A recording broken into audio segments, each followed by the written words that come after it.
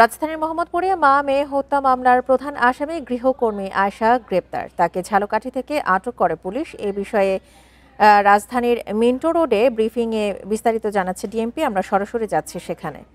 সচেতন হন এবং আপনি গৃহকর্মী রাখার ক্ষেত্রে আপনারা অবশ্যই তার পরিচিতি নিশ্চিত না হয়ে কখনোই আপনার যে গৃহকর্মী সে আপনার বাসার বেডরুমে যায়, আপনি তার বানানো খাবার খান এবং তার সাথে আপনার নিরাপত্তার প্রশ্নটি জড়িত। আপনি পরিচিতি নিশ্চিত না হয়ে কখনোই কোনো গৃহকর্মীকে বাসায় এলাও করবেন না। এটা আমাদের ডিএমপি কমিশনারের পক্ষ থেকে ঢাকাবাসীর জন্য বিশেষ অনুরোধ। আপনারা অবশ্যই এটি খেয়াল রাখবেন প্লিজ। একজন একজন করে করেন। রিলেটেড প্রশ্ন হলে আমি অবশ্যই উত্তর দিব।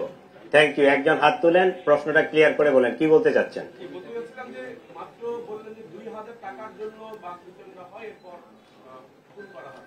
এটা ক্রিমিনালদের একটা সাইকোলজি, সে একটা এলিবাই তৈরি করে, ঠিক আছে।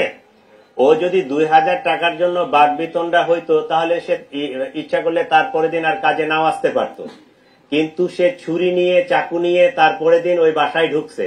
তার মানে তার যে ক্রাইম করার যে ইন্টেনশন, এই মোটিভ নিয়েই সে ঢুকছে।